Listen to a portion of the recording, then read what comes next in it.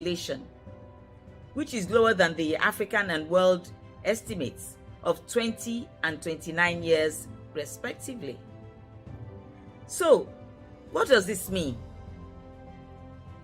The quantum of the youth population is a great asset for the Nigerian state if they're harnessed and utilized in the right direction. They have the power to develop the country and move her towards progress. On the other hand, due to their critical mass, their inaction or negative behavior can also destroy the fabrics of society. This is evident in the daily reports on the incidences of crime in the newspapers, on social media, the television, and the radio.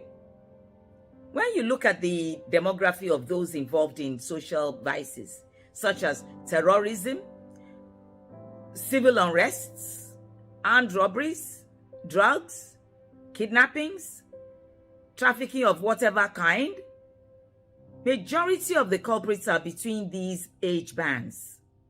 Also, they are the ones that are mostly involved in migration through illegal and dangerous routes to leave the country. They're also the major targets for those who want to carry out nefarious activities because of their strength and youthfulness. A case in point is one young man who was arrested exactly 20 days ago on the 4th of April 2021 at the Murtala Mohammed Airport. He had ingested a total of 113 wraps of cocaine weighing 1.75 kilograms with a street value put at 423 million naira.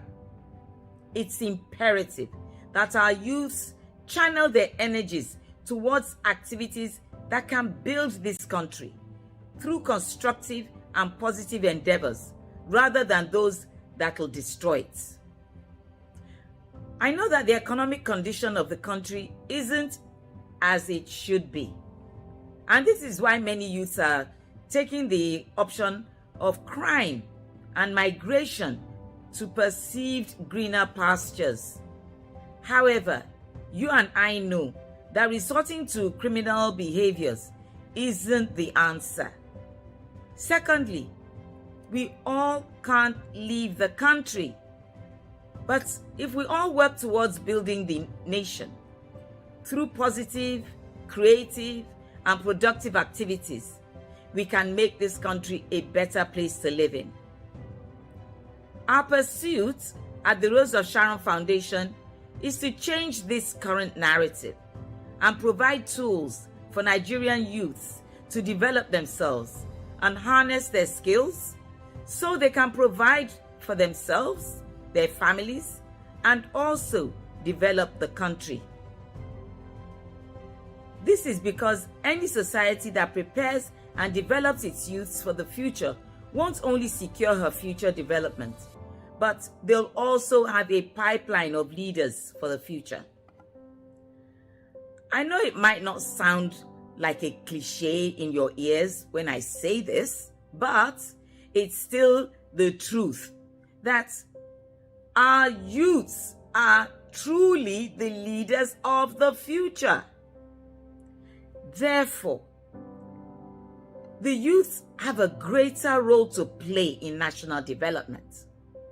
It's been suggested that Nigeria could by 2030 reap the benefits of what some call a demographic dividend if it invests now in human development of its people, especially its youths.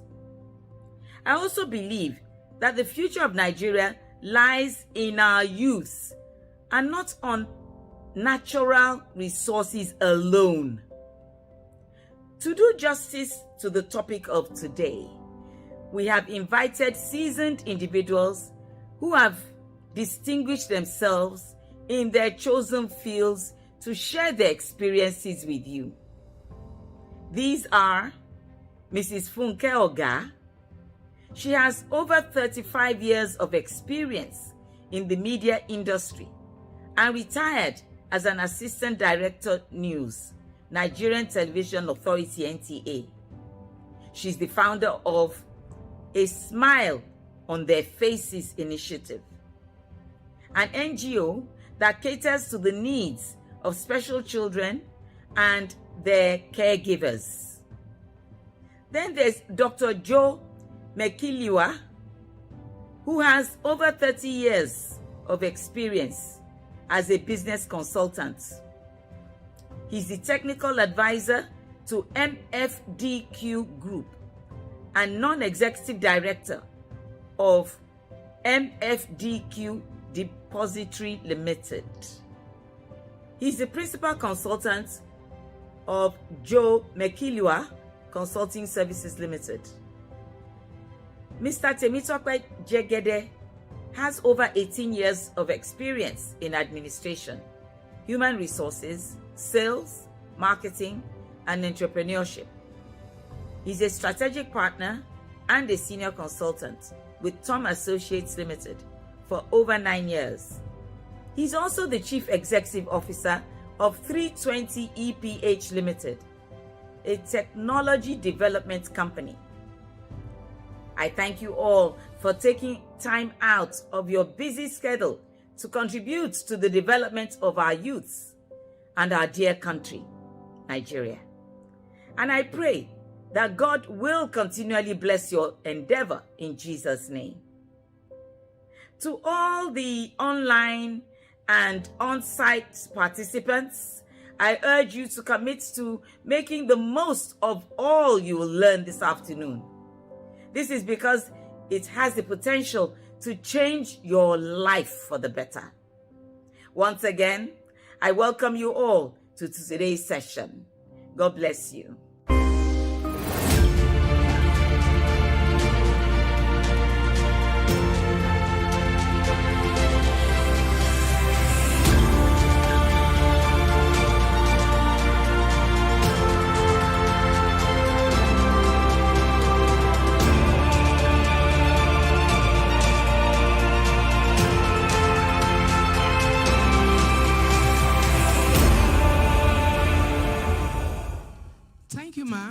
For that warm welcome. It is well appreciated. You know, when our mommy was talking, she said something about the development of a country. And she said, the development of a country lies in the creativity of its youths. And that's one of the reasons why we're here today. Because creativity goes beyond just sitting or just getting educated. It has to do with thinking outside the box. And also Sharon Foundation is a foundation that is focused on helping youth to think outside the box. She also said the future of Nigeria lies in the hands of the youth, and we are the youth. We are here to make the difference. Now, as we go into the business of the day, I'm going to do a physical presentation of our speakers, though they've been introduced by the founder, but I want to make a physical presentation of them. To my right, I have Mr. Temitope Jegede. Mr. Temitope Jegede is a strategic partner and a senior consultant with Tom's Associates Limited. You're welcome, sir. We're glad to have you. To my left, I have Dr. Joe Mekiliwa, the principal consultant, Joe Mekiliwa Consulting Services Limited. You're welcome, sir. Virtually, we'll be having Mrs. Funke Oga joining us virtually. She's the CEO, A Smile on Their Faces initiative, an NGO that caters for children with special needs and their caregivers. They are here to do justice to the team we have ahead of us. I want to believe we have our pens and jotters because we are here to learn. And the faintest pen is better than the sharpest brain because we need to put down one or two things. And as our speakers will be talking, I want to encourage us. A number will be scrolling on the screen. Please feel free to send in your questions. No calls, please. Text messages and WhatsApp. We'll get your questions and they will be thoroughly addressed by the speakers. Now let's sit up, fasten our seatbelts as the flight is about getting more interesting. Now, I was looking at the topic, Nigerian youth as a tool of national development. And the question I asked myself is that what is the contribution of Nigerian youth to these developments? Mr. Temitope Jegede, I think you want to do justice to that question. Yes, thank you very much. So, distinguished ladies and gentlemen, I'm honored and excited to be with you on this platform. A respectful thanks to our host, Apostle Folorunsho Alakija, and the management of the Rose of Sharon Foundation for the invitation and for the awesome work that you are doing in this country, empowering the Nigerian youth. May the Lord reward you in Jesus' name. Now, the theme for this particular program today, the Nigerian youth as a tool for national development. And my own particular assignment is to speak on the contributions of the Nigerian youth, the contributions of the Nigerian youth to national development. I'm hoping that at the end of this session, you will understand the significance of the Nigerian youth to national development, and then you will also identify your role and contribution to national development. Let me start with some questions. I would have loved to have the questions as a poll for us to analyze, but while you, wherever you're listening in from, and for those in this hall, please ponder on these questions. Number one, do you really believe in the future of Nigeria? Do you really believe in the future of Nigeria? Yes or no? Or maybe not really. Number two, are you able to describe your emotional and mental connection to Nigeria? Your emotional and mental connection to Nigeria. Would you say excellent, very good, good, fair, poor, or very poor? You can answer that. Number three, do you think that you have a critical role to play in Nigeria's development? Do you think in your little corner that you have a critical role to play in Nigeria's development? The answer could be yes, no, or maybe. Now, it's important to note that your emotional and mental connection to Nigeria will come as a product of your perspective and experiences so far. And I respect that. I respect at times the frustration that we feel as Nigerian youth about the happenings, the lack of opportunities, the challenges. Some of us inherited these challenges, the debt burden. We didn't sign up for these problems. And these issues, they have formed our experiences and the perceptions that we have about Nigeria.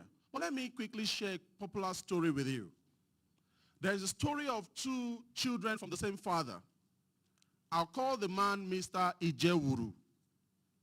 Mr. Ijewuru was notorious, irresponsible, popularly considered as an infidel in the society. But these two children turned out differently over the years. One of them turned out to be a professional, a responsible professional. He became a professor of medicine.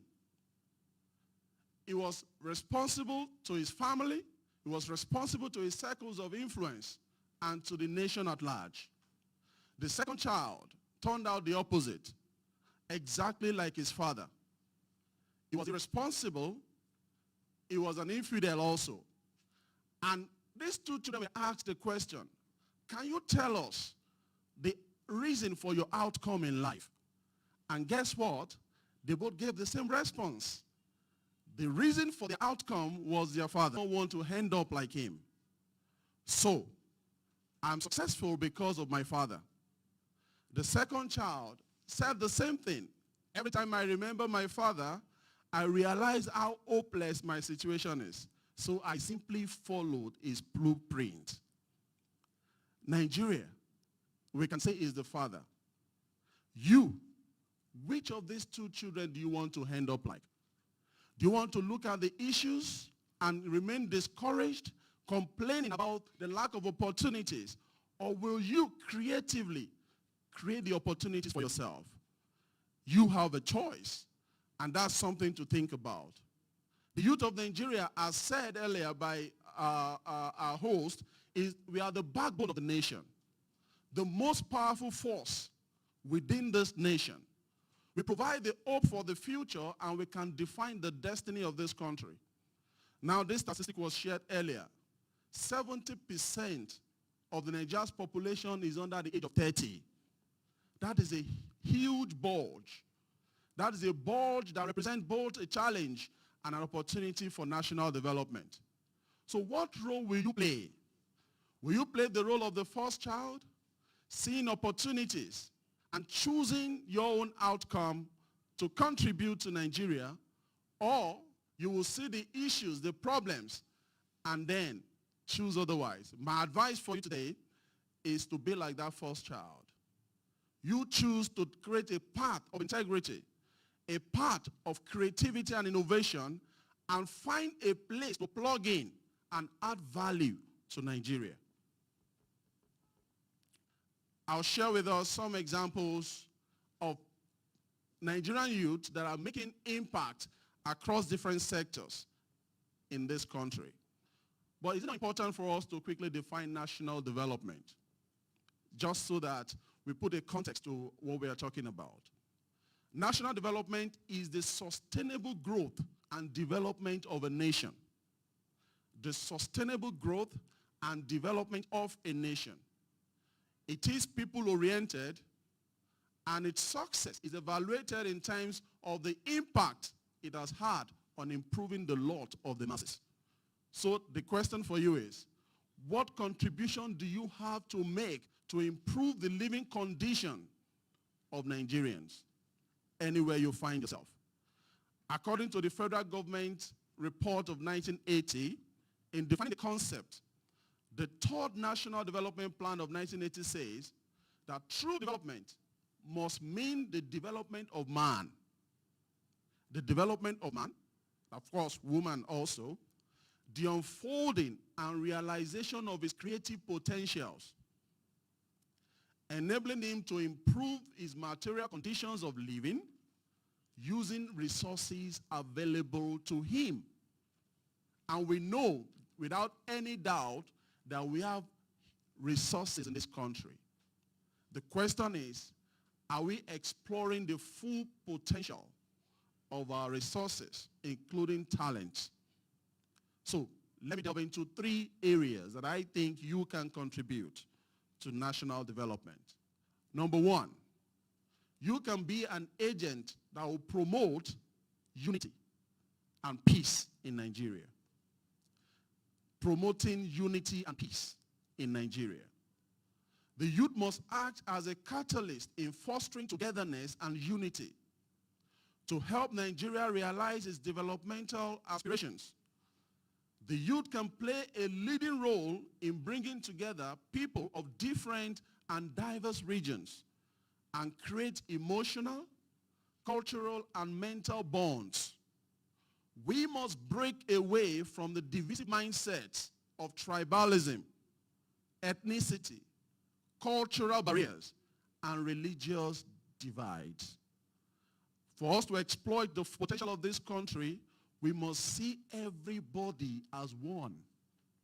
We must leverage our intellectual values and stop all the intrigues of ethnicity that our fathers sowed. We must think differently if we want to move Nigeria forward. Number 2, we must get involved in the political space. We must get involved in the political space. Look at the percentage again. 70% of Nigeria under the age of 30. Imagine that we all vote for people that can really move this country forward. Competent people. People with new mindsets that can challenge the status quo and chart a new path for the Nigeria that we all dream of. The youth has a greater responsibility to promote peace, security, stability, and national unity. Can we all get involved in the political space by registering in political parties? If I ask now, how many of us belong to any political party? Do we even know the manifestos of the political parties? And these are people that will decide the future that we all dream of. Get politically educated and enlightened. Involve in policy advocacy.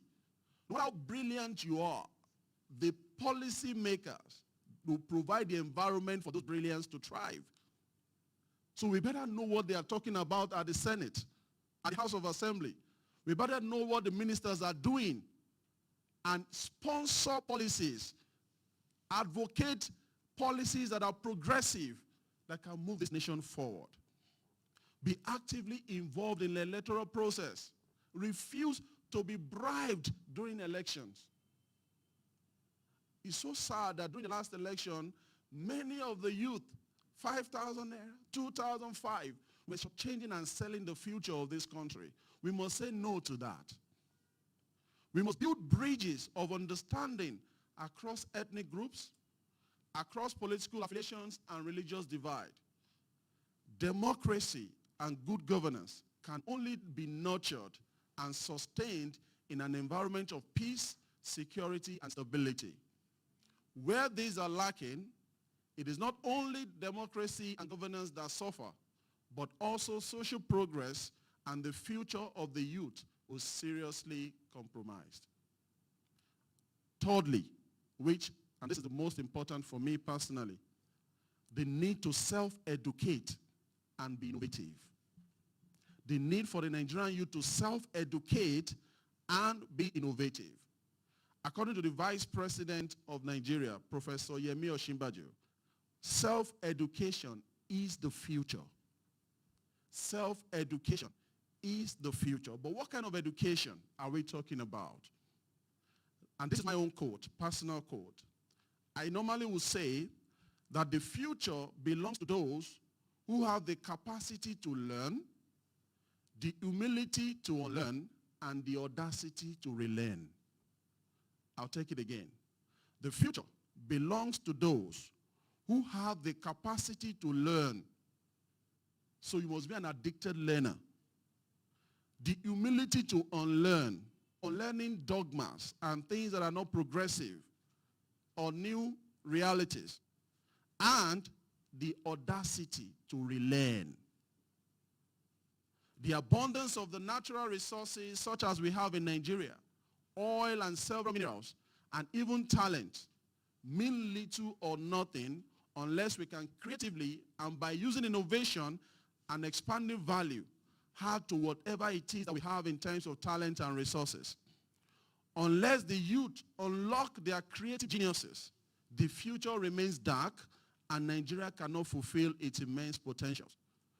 When you self-educate, that is, when you educate your mind and grow your own capacity, you break all mental and environmental conditions against your own development and then the development of the nation. When you self-educate yourself, you break all mental barriers, and then you can emerge and fulfill your own potential, and then by extension, you will contribute to national development. For example, but for self-education, I have no business to be on this platform sharing with you. The odds were stacked against me. The seventh child of 7 living in a single room in Ekpetedo, Lagos Island. Ekpetedo, Lagos Island. Those that know Lagos Island know Ekpetedo. And you know what Ekpetedo is like. That's where I grew up. When I conceived the idea of a tertiary institution, the familiar phrase that was echoed to me, Duro legbe jegede babae, I will interpret. Duro legbe is actually a saying in Yoruba language. When you say jegede, it means don't aspire for anything serious in life. Imagine. So I heard that severally. Duro legbe jegede babae. But the interpretation, just stay in your own comfort zone, in your own little corner. Don't aspire for anything, including tertiary education. But I challenged myself. I had to create a clear vision for myself and worked day by day by aggressive learning and continuous development to challenge the status quo, and I was able to break all barriers against my advancement, and I'm still doing that till today. There are many examples of young Nigerians who stopped complaining and self-educated them into relevance. They solve and they are still solving national problems, societal problems, and they are contributing to national development. For example, Venture Garden is a data-driven automation company founded by 3 young Nigerians, average age of 28. The company focuses on big data, automation, and revenue assurance systems and has taken innovation to new levels. One of the subsidiaries of Venture Garden Group, PowerTech, provides automation for the national power grid, which now allows real-time monitoring of energy flow from generation to distribution and payment to all parties to promote transparency and sustainability of the electricity market. There is also Paystack. How many of us know Paystack? How many of us know Paystack in this room? How many of us know Flutterwave? What do we know about Paystack? What problem are they solving? They are solving payment problems across all platforms in Nigeria. How old were the founders of Paystack? They were in their 30s, 30 years when they started Paystack.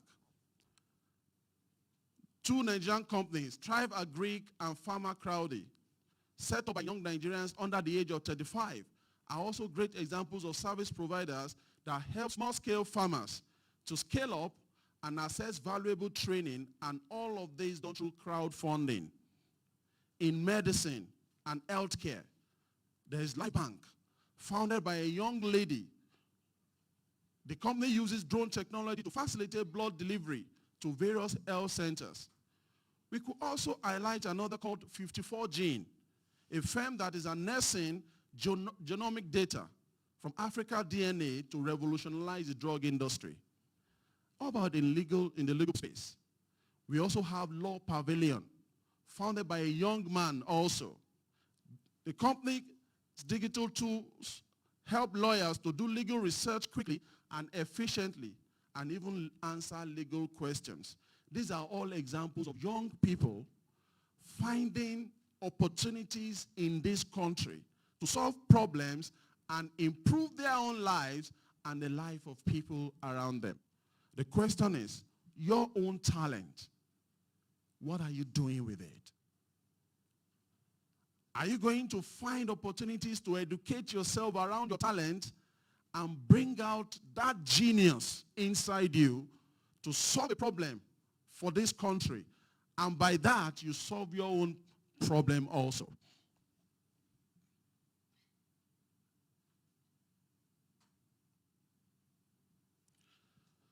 There is truly something for everyone in our future.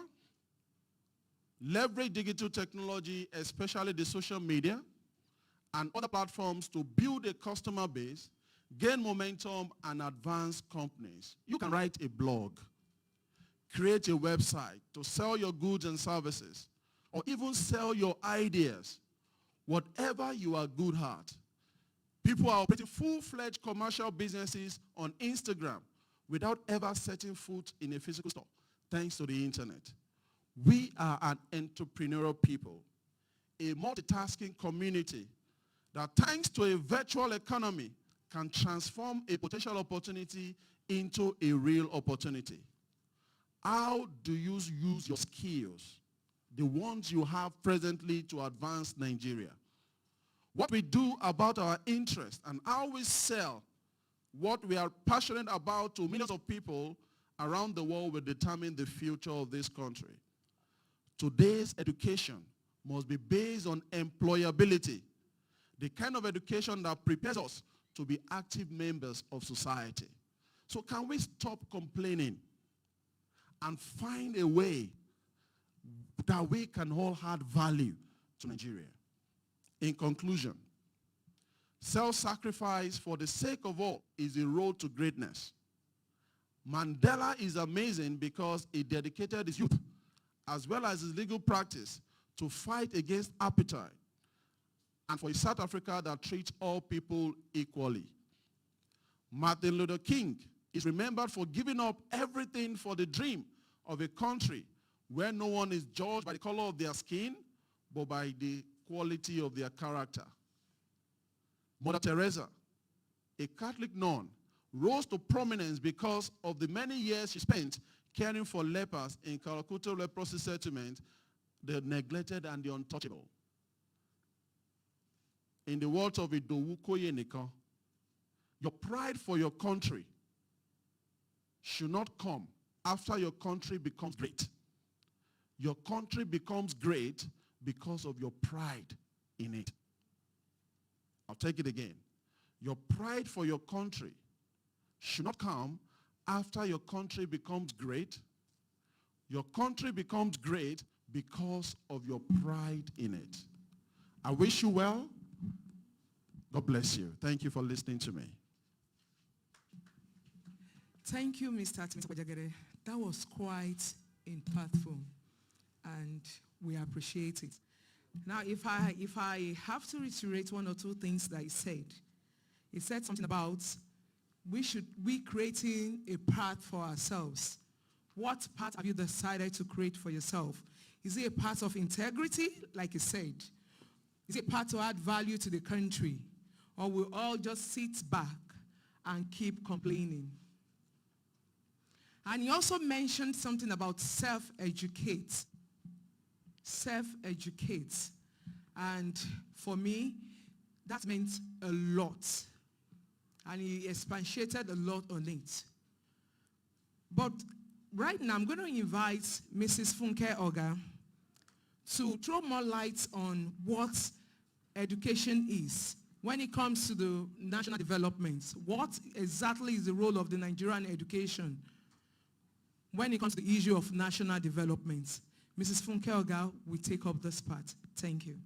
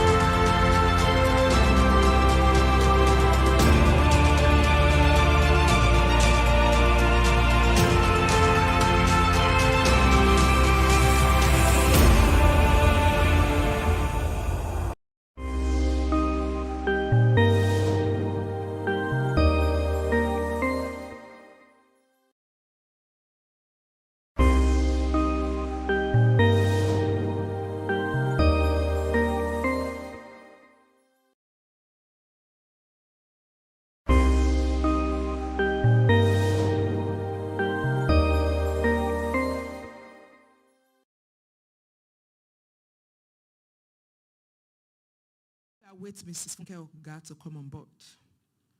We will take on Dr. Jobe Kiloa. Now, listening to what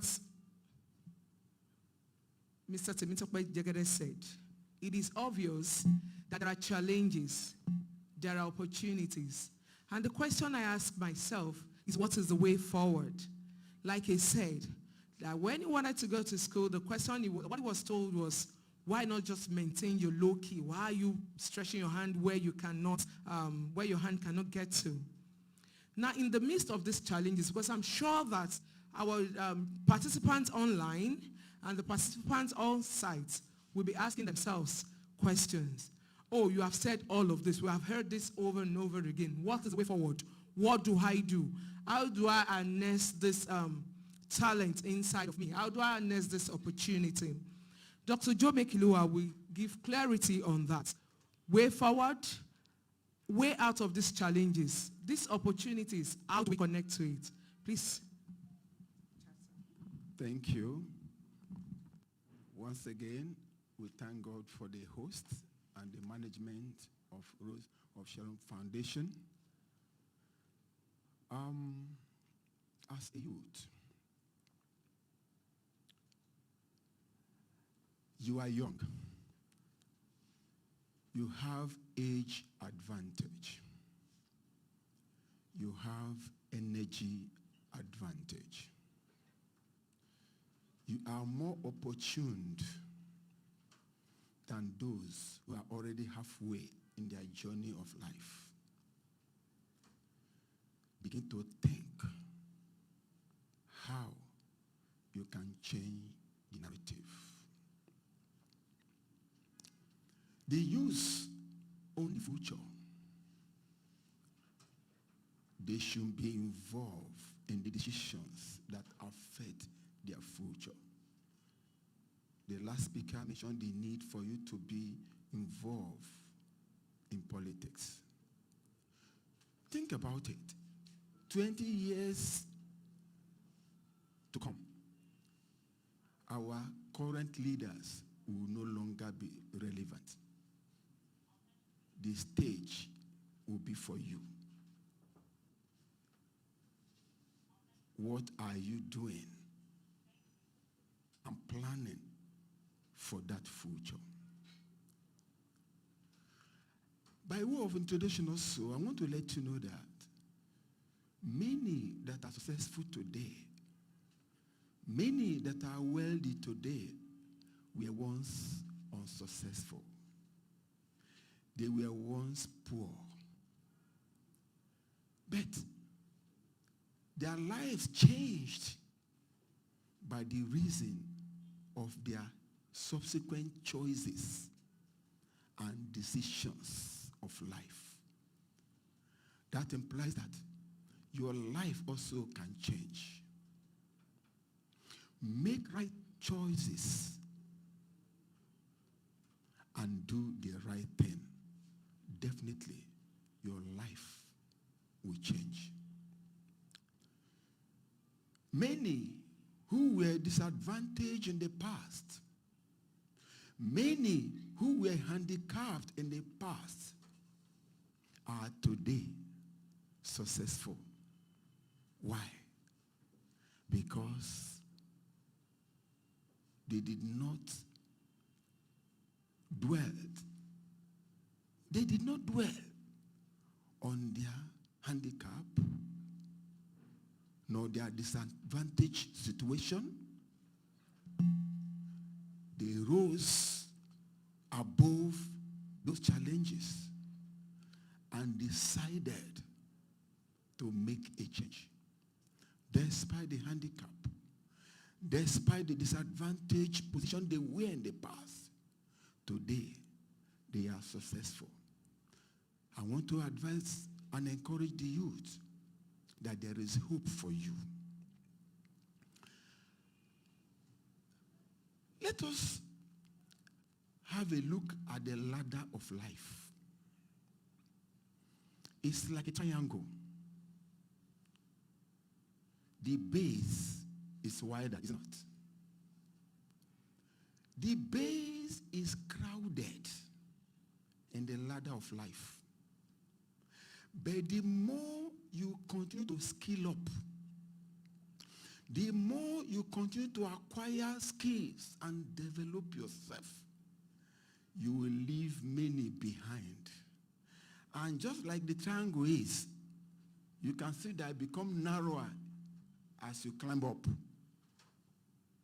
So, you have lesser people to compete with in the ladder of life as you skill up, as you acquire knowledge, as you develop yourself.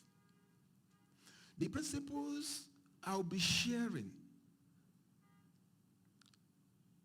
I applied them when I was a teenager, and it has helped me in life. Don't forget the ladder of life. Skill up, develop yourself, acquire knowledge, and you become somebody that people have no choice but to deal with you. Anyone that ignores you will lose, because you would have become too relevant to be ignored in life. Each time, imagine that ladder of life, that as you climb, you become closer. You have less people to compete with in life. Use as tools for national development. You must prepare your mind for the future. And I speak to leaders.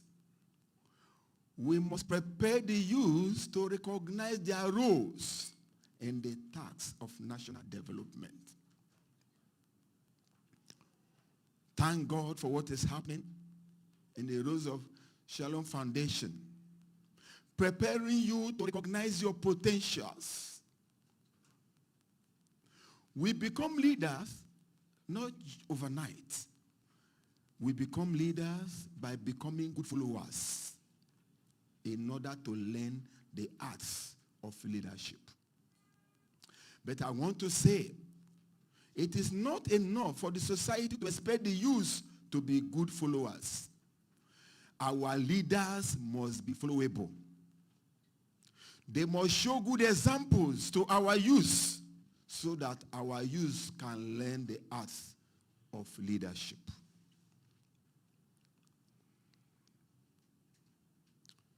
What are the opportunities we have as youth? I want to say that there are 5 gold mines every youth has. 5 gold mines. When I was struggling as a teenager, God opened my eyes to this.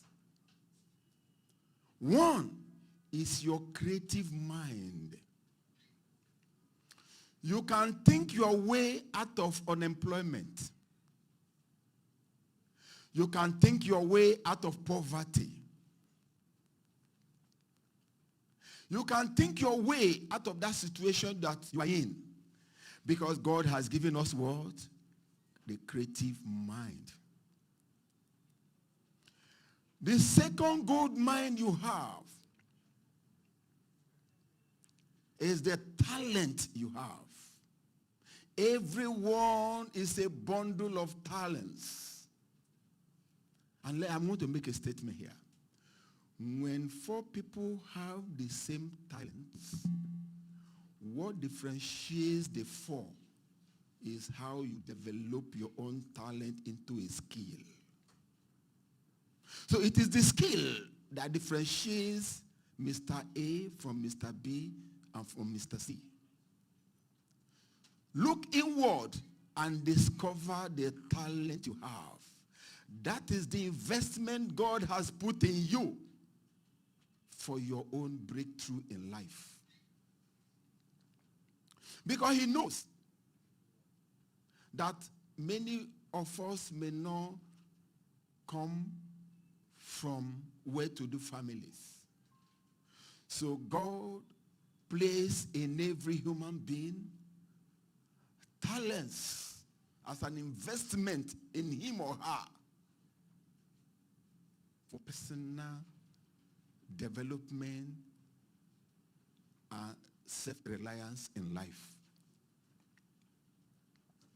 Another one among the 5 gold mines is your human spirit, which is your real person. And that is the nature of God in you. We are spirit. We have a soul, which is the seat of your thoughts, emotions, and intellect, and you live in the body, which is the carton. Your spirit man is that nature of God in you. Though corrupted, but the nature is still in you. And that is the seat of inspiration from God.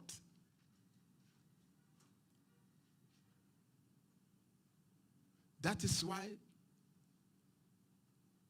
we dream, ideas come, is from that seat of inspiration, your spirit man. And that comes and flows into your mind. And you start dwelling on such inspiration. Your relationship with your Creator is another good mind. Because before you came to this world, your life has been planned. There is no one that came to this world by mistake. Your relationship with your God, He will back you up to fulfill your destiny. And as youth, there are 3 phases of life. To any human being on earth. The 3 phases are: 1, your grooming phase; 2, your earning phase; and 3, your resting phase. I'll start with the grooming phase. The grooming phase is that phase where, like we have been told, you seek for knowledge. You equip yourself with skills, preparing yourself for tomorrow. Those skills you acquire are part of your wealth. Somebody can destroy your building, destroy your property, but the skill you've acquired remains in you. It's part of your wealth. And that is why when life changes, and you see some people losing everything they have, but because you have developed yourself and acquired skill, you can come back to life again because the skills are there. Having acquired your skill, and acquiring skill is a lifetime journey. You don't graduate from it. You keep on acquiring one skill or the other, acquiring one skill or the other, preparing yourself for the future. And as you now begin to earn, which is the earning phase, remember that you don't earn forever. Many today, if they should tell you the amount of money that have passed through their hands, today they are suffering because they mismanage their earning phase. Having acquired skill and you have deployed them into income-yielding ventures and opportunities, remember, when money starts flowing, sit back and know that money will not continue to flow in forever.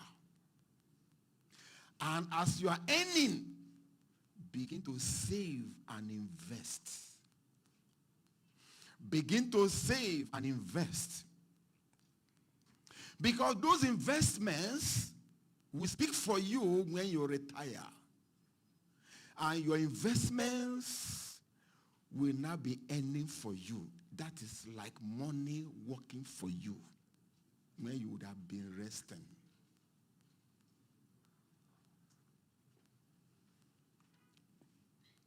We have a lot of opportunities as youth. The population we have as a country is a ready market for any venture to thrive. Do you know that? I always tell myself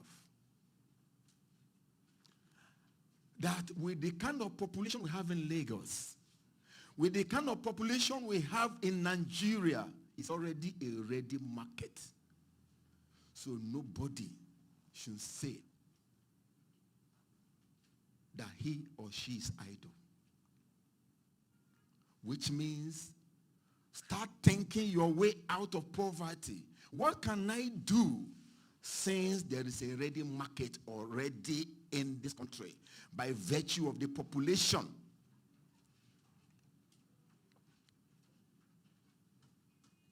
We have our youth who are IT savvy. Just like last speaker said, a lot can happen. You don't need to have brick and mortar office space. A lot can happen even from your phone. Businesses are going on online. Training online. Digital marketing online. We have a lot of opportunities. I want to share the equation of life. Because I was the kind of person, as a teenager, there was no money for me to go to the university. I looked left and right, nowhere. If I've had a story of somebody who wrote a letter to God, I was outward. Because I didn't know what to do again. I've prayed all manner of prayer. I have to write a letter, full envelope, full scalp, and enveloped it. And addressed the envelope to the Almighty God in heaven. By 12 midnight in tears, I asked myself, if I go to the post office, can they take this letter to God? How would they post it? In tears, I took a match and burned the letter, crying to God. Waiting 7 days. Opportunity came. A man told me, can you teach my children for 14 hours a month? Initially, I said no, but God said, take it.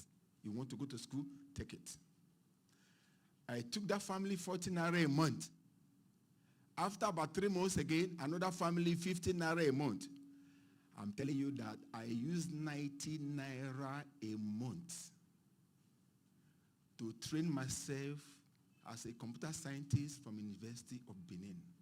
90 naira a month. No more, no less. 4 years, 2 trousers. 4 years, 2 shirts. 4 years, 1 sandal. 4 years, no fish, no meat. I eat without for 4 years. 4 years, trekking from War campus to Ikewa campus to teach those two families' children to earn 19 naira, 14 naira here, 15 naira here to go to the university. To the glory of God, I have 3 master's degrees. I'm a PhD holder. Nobody trained me. No society, no father, no mother, no uncle. But to letting you know that you can change the story of your life with God backing you. I'm telling you what I experienced, not what somebody else experienced. And how did I arrive at that? When I was thinking, how will I go to school? God gave me this formula. A plus B plus C equals to success in life. And a thought came. A represents your background, your upbringing, your family, your foundation.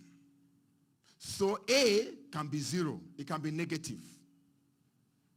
But B is your own personal effort to succeed. Your determination to succeed. Your willingness to succeed. It is not enough to say determination and willingness. It must be backed up with action. Backed up with what? Action. And I said, okay. So my family background 0. I don't have anybody, so A is out. Negative foundation, yeah. But so B is me. My own determination to succeed. My own effort to succeed. And C is the God factor. So I head on to my desire to succeed and hold on to God. That was how I started the journey of my life without anybody. It is when you are suffering that people will write you off. They will never think you can become anything in life. But after you've arrived, you will now see many uncles, many aunties, many brothers and sisters. So I head on to personal development, skilling up. And that was how, after my first degree in computer science, Uniben, I went to Unilag for my master's degree in computer science. Do you know why I did that master's degree? Because I don't have anybody. And then, if you have master's degree, you can lecture. I said, okay, so let me have master's degree so that if I don't have anybody, at least I can lecture. That was how the journey of life started. To the glory of God, I've come to realize that when God says he is the one that gives you power to get wet, God does not give you wet. He only gives you power to get wet. You are the one that will get the wet. You are the one that will do things for wet to come. He empowers you by divine health. He empowers you by giftings, by skill, by talent. But you are the one to go for the wealth. By solving problems of life. By delivering services and products for people to patronize you. And money will come. I want to tell you that you need to take your life as your personal project. Don't leave your life in the hand of somebody else. Make up your mind and see your life as a personal project. Not the project of the government. Not the project of your father, your mother. They only support. But you must see your life as your personal project. These are the things I head on to till today. That my life is my project. Personal project. So you discover your talents. You develop marketable skills. You prepare for the future. Because future is a prepared place for the prepared people. And that is why when that opportunity comes, you're not prepared for it. It will be too bad. I retired from Stock Exchange, Center Security Clearance System. If you heard of CSCS, I was part of the main person that set up. And do you know what? There was a time I saw somebody, a school start that was very good in computer, and he was employed. He worked for many years. And I was now planning to make this guy to be promoted to executive assistant position, thinking that he was a graduate. After all the approvals and all, and I said, can I have your CV? I found out that he was a school start. I said, but all these years, you have been working with this computer. You'll be earning money. There have been a lot of part-time schools. Even Yabatek and Unilag, a lot of part-time schools. All these years, you didn't acquire anything. Now, opportunity has come for you to move to the next level at a graduate level. You mean you have only school certs? Meanwhile, the MD has approved. I haven't talked to him that we need to move you to graduate assistant. I said, well, I can't help you. That level is for graduates. You have seen many of your mates attending evening lessons, part-time courses. After 4 years, they are graduates. All these years. What I'm trying to let you know is that there are opportunities in the future, but you don't know when the opportunity will come. Your duty is to prepare for that opportunity because one day it will come. It's only God that has control of the times and the opportunity. You don't have. Your duty is to prepare for that opportunity. Do you know that time I was suffering, I even went for police selection. And I was taken as to become a policeman. But an uncle of, a cousin of mine said, why? Is it because of this wahala of no money to go to school? If I had taken that route, I've traveled to more than 50 countries of the world during my career life. Would I have been able to achieve that? No. So I had to hide to go to police selection. Eventually, somebody discouraged me. That's another thing I want to let you know, that in the journey of life, God brings people to your way. Thank God for Rose Foundation. God brings them to your way to guide you. If not that person that advised me, I would have joined the police force. Only God knows where I would have been today. So, you are blessed to be here and to be enjoying what this foundation is doing. Because it's to chart your life, to make you to think differently, because there is hope for you. Finally, two things now. We should learn to manage change. There is a particular change that you may not have control of, like we have pandemics and all that. There are many of such. But there is a change that you have control of. One of those is that you can decide to change your friends if they will not lead you to a better future. You can decide to change your lifestyle for tomorrow. You can decide to change your sleeping habit, your TV watching habit, because you have a better plan for your life. Those guys that are smiling and laughing on telly, they are not doing it free. Money is flowing into their pocket. And some people will sit down, giggling, watching them. Plan your life, because opportunities will always come. You don't know when it will come.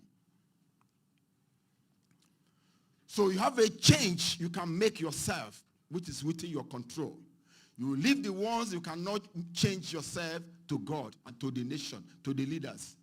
Inflation is there. It's within your, outside your control. Increase in house rent is outside your control. But you can do something. You can improve your income earning. That even if a loaf of bread is 500 naira or 1,000, you will be able to afford it. Instead of fasting and praying, the landlord will not increase his rent. And that a loaf of bread will come back to 50 naira. Fasting and praying for a landlord not to increase his rent. Rather, what can you do to increase your income capacity level? So that even if a loaf of bread is 2,000, you can afford it. That is why we are here. To skill up, to develop yourself, to prepare for a change that may come.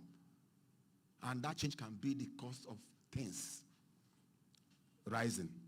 I will conclude now by saying, man is designed to depend on 4 sources for sustainability. 1 is the God factor. 2 is yourself. Invest in yourself. In my house, I have more than 1,000 books.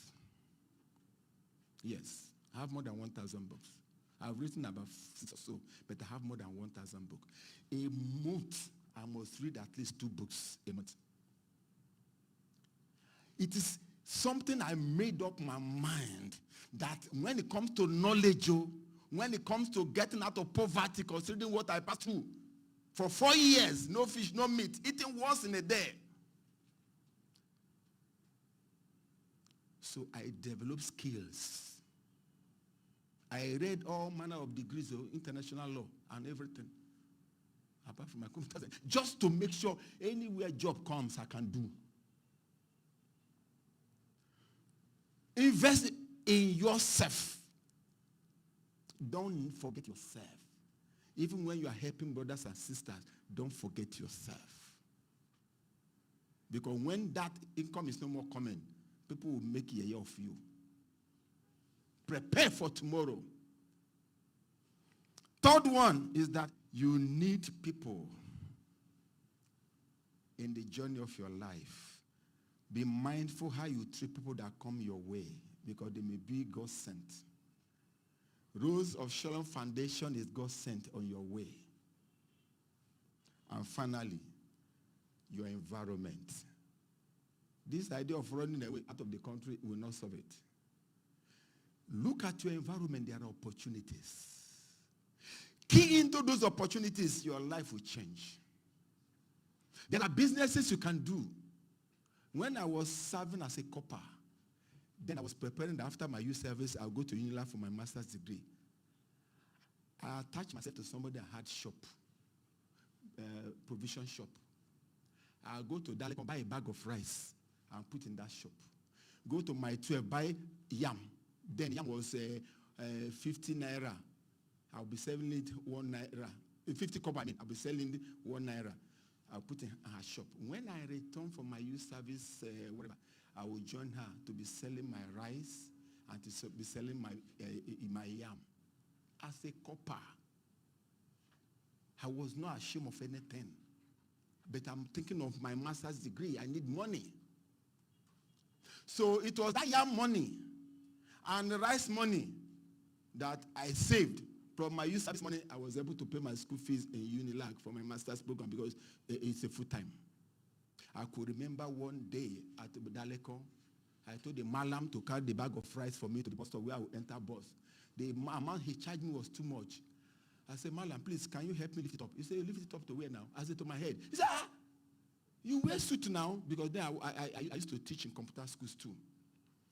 I put the bag of rice on my head to the bus stop. I didn't pay the malam any longer.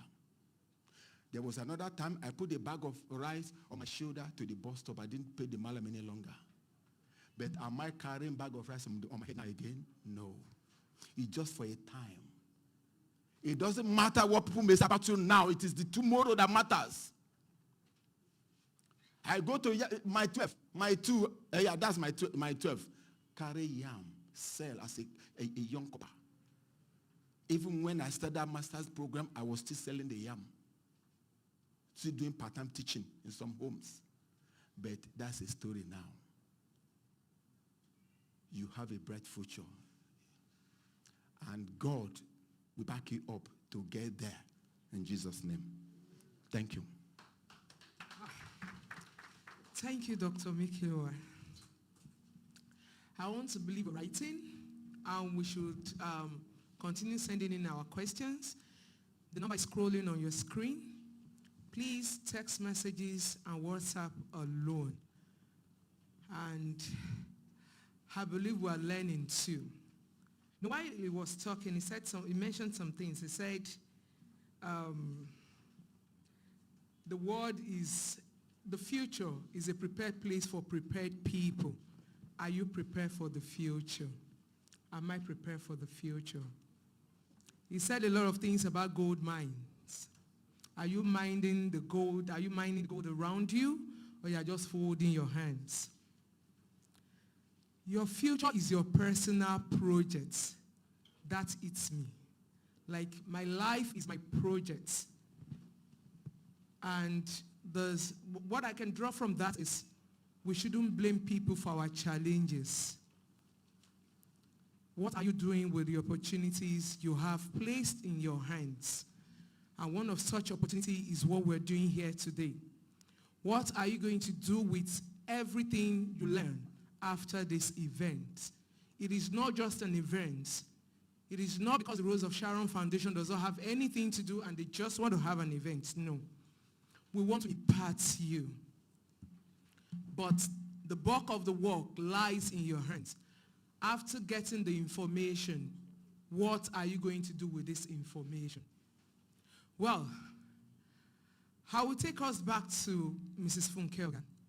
Because I keep asking myself, how does the educational system in this country prepare me for this national development? She's set to give us an explanation on this. So we welcome her on board.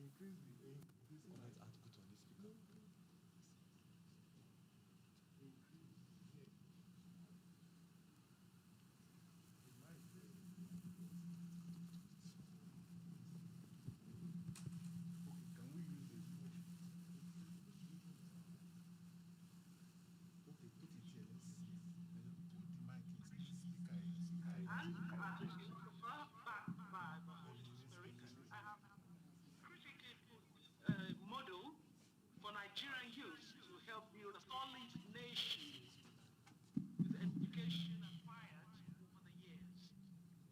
So I wish you come along with me. But foremost, I want to acknowledge my forerunners with reference, Mr. Tokwe Jegede and Dr. Mekulua. All of us, definitely we know that education, what it's all about and why we need it. Though the essence may vary from clime to clime, but the global acceptance includes self-development, actualization of one's goals in life. Education is the life of a nation, individual, and a group of people.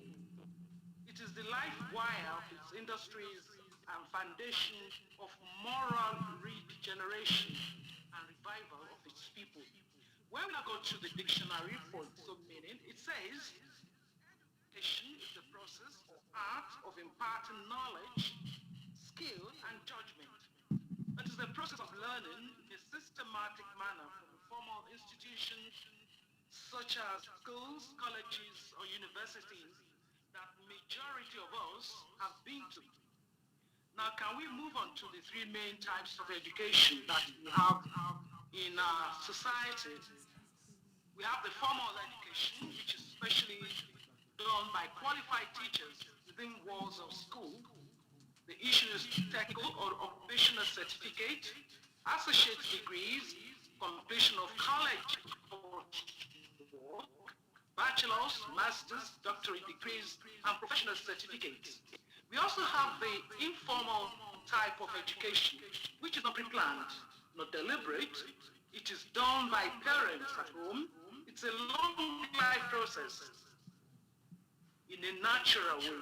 It involves life experiences, just like body talk, and the way our parents will eye us if they want to pass on a message to us without necessarily speaking out. And the last one is the non-formal, which is the adult education, distance learning, home learning, and this one is done deliberately without frame or space. It can be done anywhere. It can be when you're in a group like the boys' brigade, like the girls' brigade, and now let's quickly move to the real goals of education. The real goal of education, it's a lifelong learner. You've got to be passionate. You've got to be ready to take risks, be able to problem solve, and think critically. You've got to be able to work independently without any supervision, and you should be able to work with others. You can't be a loner if you really want to make it in life. You've got to care, and you must have desire to give back to the society. And that's exactly what Rose of Sharon is doing today. Rose of Sharon is trying to give back to the society by bringing together youths and those who are experienced in all fields of endeavor to impart on them so that they can be ready to give us a nation of our desire. And now, let's go to the benefits of education to our society. Education, when you have it, not habits, there will be creation of more employment opportunities. You'll be securing a higher income if you're well educated. You'll be able to develop skills to solve problems, to improve the economy of your nation. You provide a prosperous and happy family. When you're well educated, you know what it takes to look after your children. You know what it takes to take care of your husband, your wife, your relatives, and your friends. And education helps you to give back to the community, like I said earlier on, and that's what we are doing now. Then it helps to create a modern society, whether we like it or not. Our society has become a global village. Like I'm not physically at the venue of this program, but we can all be connected. And that is the essence of education. Then education helps to bridge the borders. We can be connected across the length and breadth of the world when you're well educated, when you're well enlightened. You know what obtains in America, you know what obtains in UK, you know what obtains in the UAE, you know the time zones, so that you can keep abreast of what is happening. You don't have to keep awake all the time to want to receive a call or something like that. You know their mode of economy, of exchange of money and stuff like that when you're well educated. And most importantly, the essence of my presence at this forum is the Nigerian youth as a tool to nation building using education. The education you have acquired along the line, how do you put it into use to help develop our country, Nigeria? And these I've put out again. Number one, I said E, that is the spelling of education. One by one, we take it step by step. E for emphasis, you've got to be emphatic in your belief. Whatever you believe in doing, you've got to be emphatic about it. Like what King David, when there was to be, war was to take place, and he was called on, and some people thought that he couldn't do it. But he said, there is a cause. Isn't there a cause for me to be here? Isn't there a cause to be settled? He was emphatic. So whatever you are doing in life, you've got to be emphatic about it. D for desperate. You've got to be desperate for a change. Don't say that where I am, I'm comfortable in it. No, you've got to be desperate about your life. You've got to be desperate to ensure that you have a good nation. Because when you have a good nation, you don't have to go outside the country looking for what is not lost. You get your education and you get everything that you need. You've got to be desperate. And U stands for unite, to change the status quo. And what do I mean by that? To unite is to be able to come together as a body. You can form a group, you can form a society where you can critically think of ideas on how to move yourselves forward so that you don't remain stagnant. You don't remain stagnant. You've got to unite with people. Then there must be a continuous assessment of journey so far. That is C in education, in the spelling of education. Continuous assessment of journey so far. And you know why are you doing this? You are doing it to be able to remove any impediments to your success. So that as you're going up the ladder, you check every now and then to see how far you have gone. And if there is anything you need to remove to disrupt your goal in life, quickly do it so that you can make progress. And A in education stands for accountability for any step taken for national growth. You've got to be accountable for anything you do in life. Whatever that is put in your care, you've got to be bold to be able to account for it. You've got to be bold to say, okay, I made a mistake. Yes, it means I made a mistake. Not passing the buck to another person. You've got to be accountable. People must count you as a responsible person. And the next one is T, letter T for transparency with others. which is very, very key to nation building. You've got to be transparent in whatever you're doing with people. We have all learnt of one Mr. and Mrs. Ananias and Sapphira. They had a group, and they were to sell all the properties and bring in and have a commonwealth and be able to share amongst each other according to each other's need. But what happened? Mr. and Mrs. Ananias and Sapphira, they sold their house and they came up to lie. No transparency. And what happened? There was disaster. They lost their life. In the process, if you are not transparent in a group that you belong to, a lot of things can go wrong. That is why we have hired assassins in some places. When you have a business with other people, and at the end of the day, you breach contract, what happens next? They run after you. That shouldn't be. If you are well educated, you got to be transparent with other people so that we can have a strong and virile nation. I stand for impartation. Impart on others, just like we are doing now. Whatever education you have acquired along the line, ensure you share with others. Don't keep it to yourself. Don't be selfish. Make sure you impart others so that others can grow and the nation can advance. And O stands for organization. Organize a value chain development. That value chain development helps a lot in whatever we find ourselves to do. In it, we are able to check other competitors in whatever we lay our hands on to do.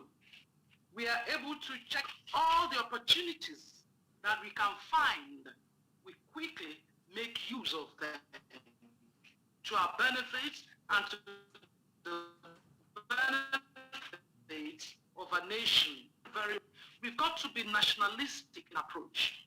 In whatever you're doing, don't say this is from this ethnic group. I don't want to have anything to do with him or her. This one belongs to a political group. I cannot work with him or her. No. This one belongs to a religious sect. No. No. It shouldn't be. Or this one, has a different cultural background from mine. No. We should all be able to work together as a group, putting aside all differences. That will give us a great country, a great Nigeria, using the education we have acquired along the line.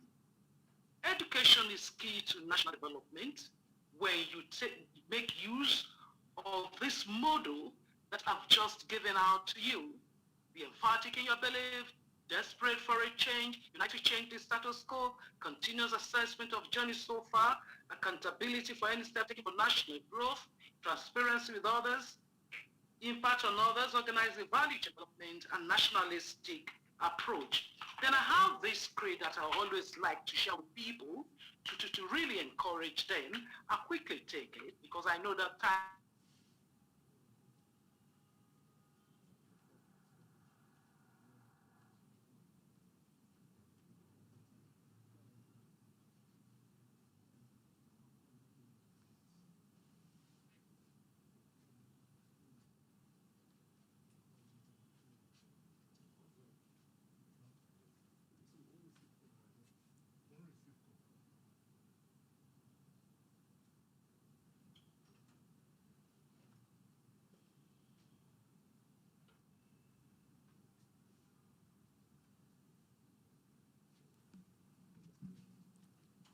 Thank you, Mrs. Funkelga.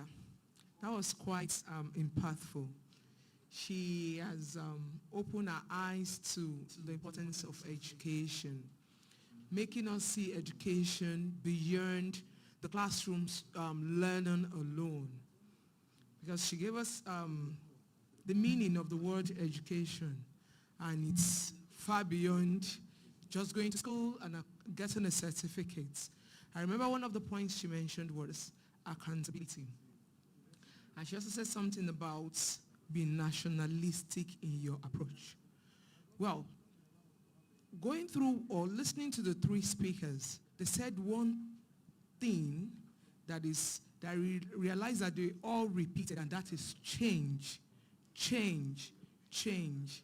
And we all know that the only constant thing in life is change. Thank you so much, Ma. We appreciate that. Change, change, change. Now, a number of questions have been sent in while the speakers were on. And I'm going to read through the questions. For those in the audience, if you have a question, please signify so that we can call you to answer your question. One of the questions I have here, okay, someone is asking, and the question is to Mr. Jegede. The person said, youth marginalization and national development, are they compatible? Okay, thank you very much for that question. I'll go back to the story I shared about the two guys, the two children from the same father. All right? One refused to focus on the marginalization and the irresponsibility of the father and decided to take responsibility. So we can sit here all day and talk about what is not working for the youth. No doubt that there are so many things stacked against the youth from moving forward. But you have a choice despite all that. And that's the focus of this platform. We are not talking about how we've been marginalized. You heard the story of Dr. Joe. You heard my own story of despite the odds, despite the challenges, we took a stand. We decided to create a new path for ourselves. We had a vision, what we want to turn out for, to be in the future. And that is what is important. So, of course, there is a huge connection between the youth being empowered and the marginalization of the Nigerian environment. But can we focus on the opportunities? You see, what you look for in life is what you will get. If you are focused on the marginalization, the lack of opportunities, the problems, you will always find yourself in problems. When you choose to see the problems as opportunities, then your mind will open up to solution. And once you find a way to solve those problems in the society, then your own situation will change also.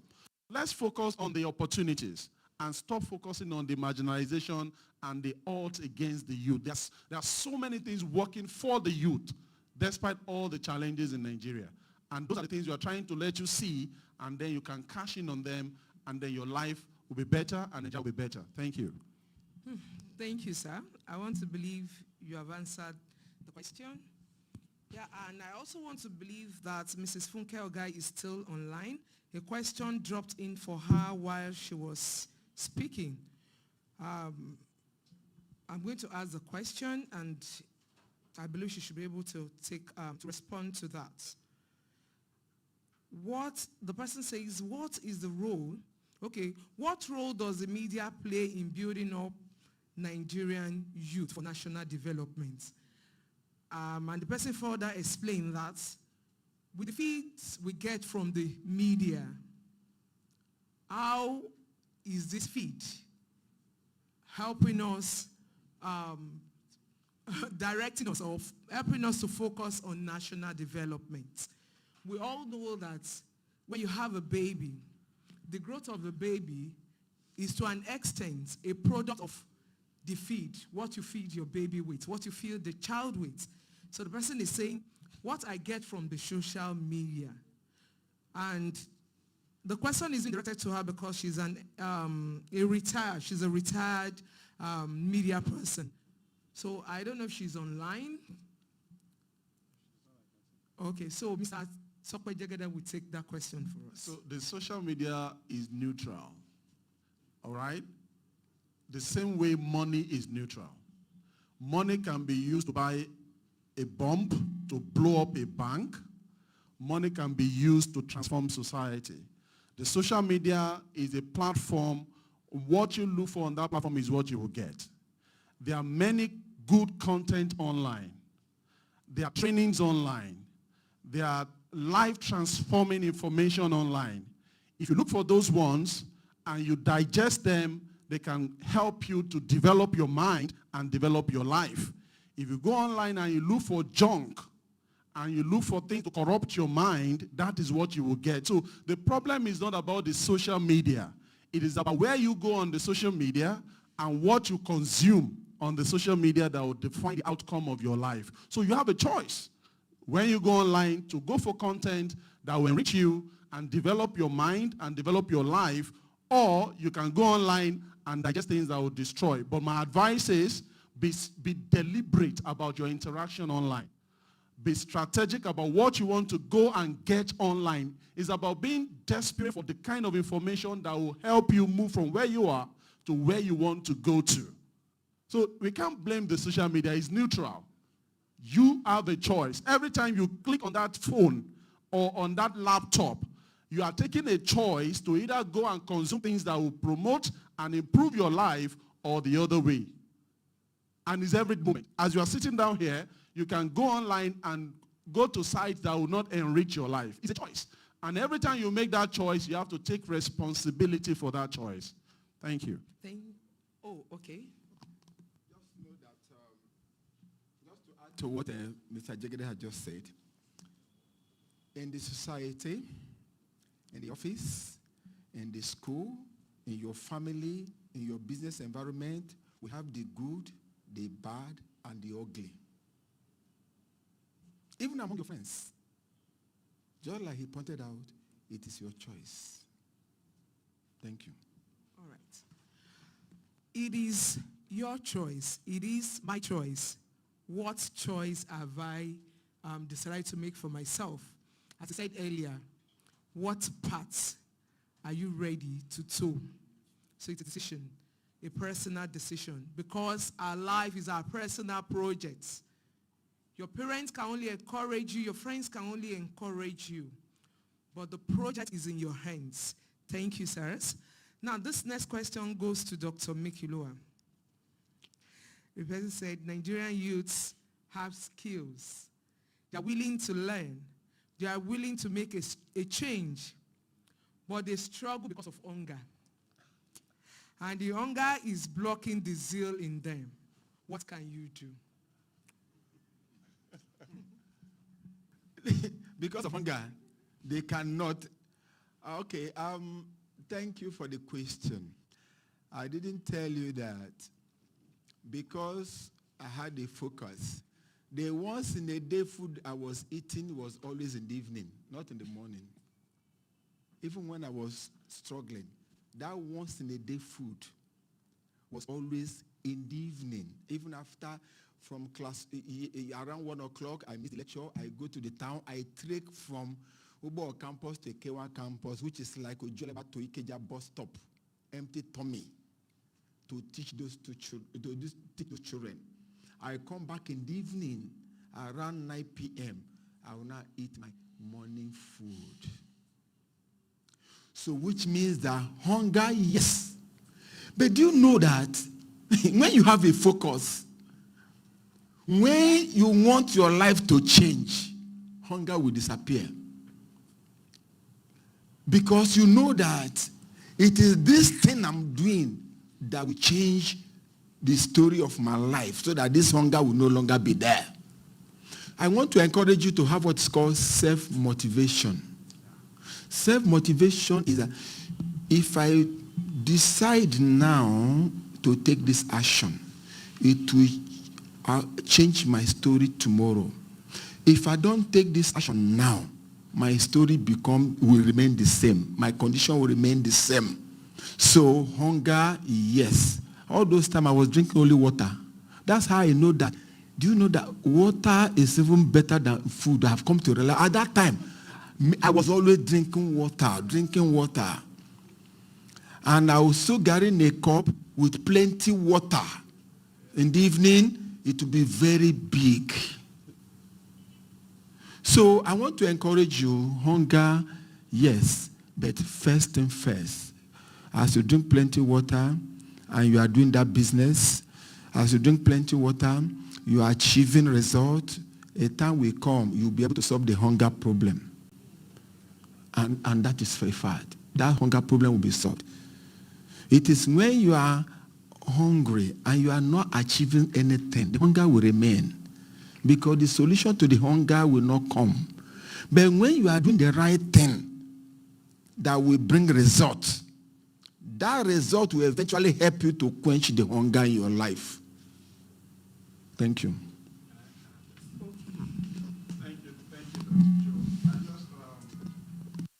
Thank you, Dr. Joe. I just want to add something to that. Hunger is an emotion. And, there are certain emotions that we run away from and we pray against that can actually help us to take the right decisions for our future. Here's an example. I'm an example. The kind of background we had were like the motivation for us to choose differently. So I'm not going to pray for that person not to be hungry.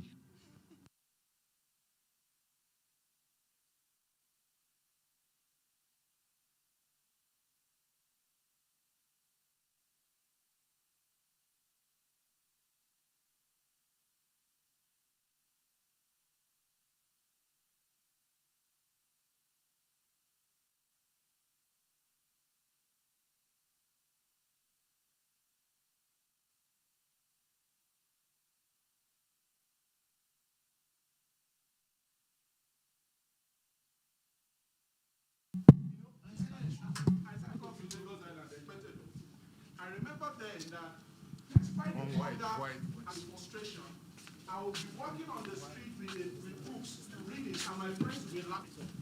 That you are hungry and you are reading, but they didn't see what I was seeing. What you see about your life will determine the kind of things you will endure that will change your story. So I want to just support what Dr. Joe said, that hunger is good as long as it forces you to make the right choices and take the right decisions to change your life and change Nigeria. Thank you, sir. Be self-motivated. Hunger is good once you are going to make the best decision when you are hungry. Thank you, sirs. Now I have another question here. Oh, okay. This person is saying, I love agriculture, but the situation of the country, I don't have a land to plant. I need a place to learn more about agriculture. Can the speaker, either of the speakers, suggest to me how to take this passion forward? Thank you. Okay, all right. So it's the same mold. Whether you are passionate about agriculture or aviation or medicine or accounting, whatever your passion is, there are opportunities for you to express those passions and develop yourself in those areas. Let me give us a website. When Dr. Joe said he has over 1,000 books, I want to give you a free website where you can get over 1 million books free. www.pdfdrive.net. Please write it down. www.pdfdrive.net. There are over 10 million books waiting for you to download and study and read. The same data you will use to watch Davido dancing, use that data to download books on agriculture. Use those same data to download books free of charge. As you are here now, you can begin to, let me give you 5 books, no matter what your passion is, that will help you immediately from this meeting. Number 1 is Who Moved My Cheese? Please download that book today before you go out of this hall. Who Moved My Cheese? Hunger can move your cheese. That's the point I was trying to make. Suffering can move your cheese. Anything that will push you to take a stand to be different and to be better is a mover. So read that book and understand how to generate the kind of passion that will force you to see yourself in a different way and then chart a different path for your life. Number 2, Think and Grow Rich. Napoleon Hill. Think and Grow Rich. It's a very powerful book to download also. The Outliers. That man that is interested in agriculture, you start from the scratch. Learn the basics. Find a mentor in that area, somebody who is in that space, who is succeeding in that space, and go and be an apprentice to that person. Agriculture is not something you do because you have money. There are many intrigues you need to understand about that space. So go and get somebody who is operating in that space, who has done it for over 10,000 hours. That's the outlier, an expert in that area, and then be an apprentice to that person. and all the other things will unfold. Number 4, the 7 habits of highly effective people. The 7 habits of highly effective people. And number 5, the richest man in Babylon. All these books are free. You can download them from that website, and other topical disciplines that you want to study about, they have different faculties on that site that you can go and download books free. And then before you know it, you have more books than Dr. Joe. 1 million books free waiting for you on your data to download and read. You can read yourself out of your situation. Okay? So that's my answer to that man. There are many opportunities for apprenticeship, for self-development and study, but it needs to start from the scratch. Go under someone who is succeeding in that space and learn under them. All right, thank you, sir. I appreciate your response. Here, this person is asking a 2-in-1 question. So one goes to Dr. Joe and the other goes to you. So Dr. Joe, as a growing youth in Nigeria, what is the legit and lucrative platform I can invest in? One. Then the question to you, sir. Well, this person is saying, Mr. Temitope Jege knows that lucrative skills is, lucrative skills are money-oriented in this country. I understand that. You want me to build my skills. How do I get money to improve on myself? Let Dr. Joe go. Thank you. Let me start with the legit platform to invest. I teach people financial empowerment and discipline. If you don't know a particular business, it's advisable you read about that business before you can invest in it. But you can start off with, we've had what's called, there's what is called mutual fund. That is, these are organizations, professionals that small investors that have just small amount of money, we hand over to these mutual fund managers, and they will now pull the whole fund together and invest in money market. There are some that are money market plus capital market, equity, but you can say only money market so that your principal can be intact, and they are being monitored and regulated by SEC. And because you are not a professional in investment, it's always better that mutual fund managers are the one managing your fund. And anytime you want your money, you request for it, they will give you back. Because I'm aware, because having worked as a regulator, I know all those things. I will advise that, so that is the one I'm very, very versed with. Because some platforms are not under regulation. So I won't ascribe to that any platform that is not being regulated by any regulator in the country, be very careful. But these ones are being regulated, and the structure is so strong that even the fund managers are not the one holding the money. The money is kept with the custodian bank. It's well regulated. And other investment opportunities, if you know somebody, because these are the areas I've practiced in the past, even up to now. If you know somebody who has a good business and you are working and you cannot do, but you need a kind of passive income, you partner with such a one. First of all, partner with a small amount. I said, every month, I need this profit, this income every month. As I partner with you, you put my amount every month. You are sure that you are getting your monthly income, and you let the person know that anytime I need my capital, I will collect it. Once in a while, I test him or her and say, I need the money now. I may want to use it for something. Can I have it?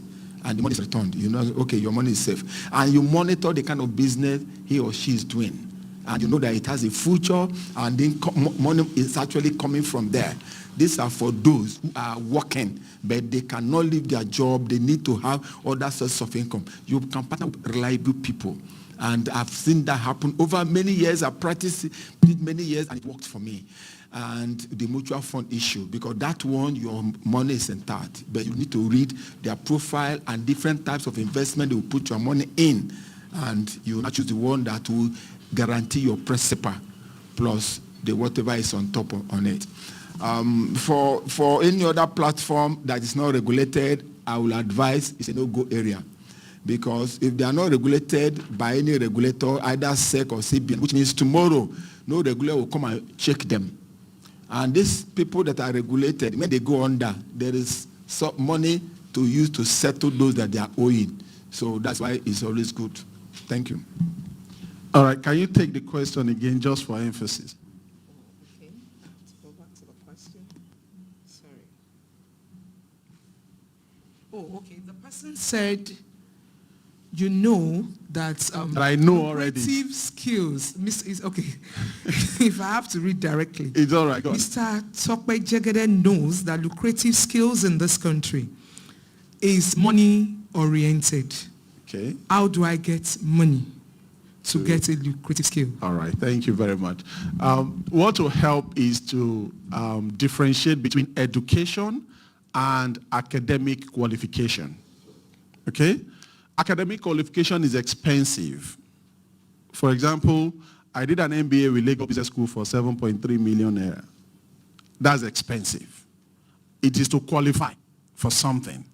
So if you are going for academic qualification, it may be very expensive, but it's an investment that you must make. All right?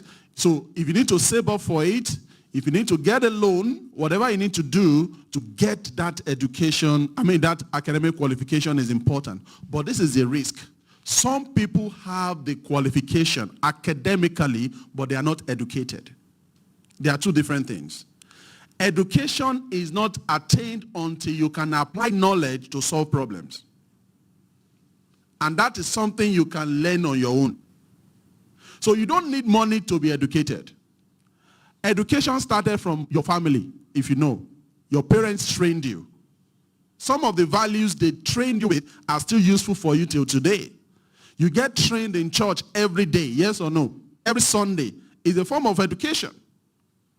You have mentors that counsel you, that give you information and advice. That's a form of education. And you can be deliberate about how you get those information day to day.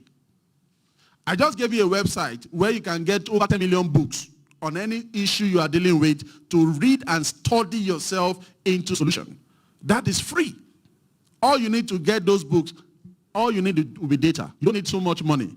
So education is actually free if you are deliberate and strategic about the kind of education you need to solve peculiar problems. Whether it's marital problem, health issues, there are documentaries, there are books that are already out there that you can access free of charge. So I will give you some of the options. Number one is self-study and learning. It's free for education. And we've talked about that extensively today. Number two is get a mentor. If Dr. Joe is your mentor today, all the 1,000 books he has read, they are all available to you, free of charge. Do you know that? All his experience, 30 years in the industry, they are available to you free of charge. And that's education. So get a mentor to sit over you and show you the secrets of the industry, of the line you have chosen for yourself. Number three is apprenticeship. Go under somebody and serve. The youth of today are not patient enough to learn and serve under anybody. They want quick solution. They're not willing to put themselves on the line and do things with their hands day to day under anybody. Everybody wants to be Oga. They want to blow. If you don't want to blow away, go and find somebody you can study and beyond them. Next is by observation. There are opportunities around you. You need to be strategic in your thinking. Every problem we have been talking about today about Nigeria, they are all opportunities in disguise. You need to be observant. You need to be opportunistic. And that is a form of education. So education is not expensive. Academic qualification may be expensive depending on where you are getting it from. And we need to open our minds to opportunities to be self-educated and to get under people that can also show us the way to go. Thank you very much. Thank you, sir. Well, another question came in. The person said, I have an informal education. Of what relevance is this informal education to national development, since Nigeria is a certificate country? So, Dr. Joe, do you want me to take it? The gentleman that started the law pavilion that I mentioned in my presentation actually is not a lawyer. He got it informally. Okay? So informal education is actually very vital to national development. In fact, everybody should not try to go to school for 4 years to go and learn things that are not relevant. I had political science as my first degree. But when I left Olabisi Onabanjo University, then Ogun State University, I told myself, this is not the way. I went straight to Unilag to get economics, and then the MBA, and then I created a new path for myself. So many of our courses are not really very useful, so to say, for national development. You need to audit the value of what you are able to contribute based on what you know. So informal education that will help you solve plumbing problems is useful. Right? Plumbing problems are huge issues in Nigeria. People are coming from Togo to come and help us solve plumbing problems. You know that. Even tiling. We are bringing people from Benin Republic to come and tile for us. So informal education that is deliberate to solve specific problems are very useful for national development, and we cannot take it for granted. But if it is possible, if you are going to pursue a career, you need those academic qualifications. Yeah, let me add to what my brother just said. Skill acquisition is very important. We know many today in this country that didn't go to the university, but they are solving people's problem, and money is coming in. What you now do is, just like he pointed out, learn under people, get the skill, and ensure that you are doing the right thing when solving people's problems. Then, people can move from anywhere to come and patronize you, irrespective of whether you went to school or not. But the issue is that informal education you have, can you use it to solve problems? If you cannot, go extra mile to acquire skill that can solve problems. That is why many people have a friend who read law. This person is a caterer. And we also have people who didn't go to school that are also caterers, isn't it? Do you know that the skill to make good food is what we are looking for here? So the person who read law had to go under somebody who didn't even go to school to know the art of cooking those kind of menu. And today, she's living by that food, whatever. Many people move from far places to come to her restaurant to eat. Mark you, it is not the law she read that is helping her. It is the informal education she got from somebody that did not even go to school, but has a good restaurant, and she was doing well, and that is it. So add to that informal education skill. Add to that skill good service. Because even if you are my sister, I go to a restaurant and there is fly everywhere, I will not patronize you. That is service. skill, service. Thank you. All right.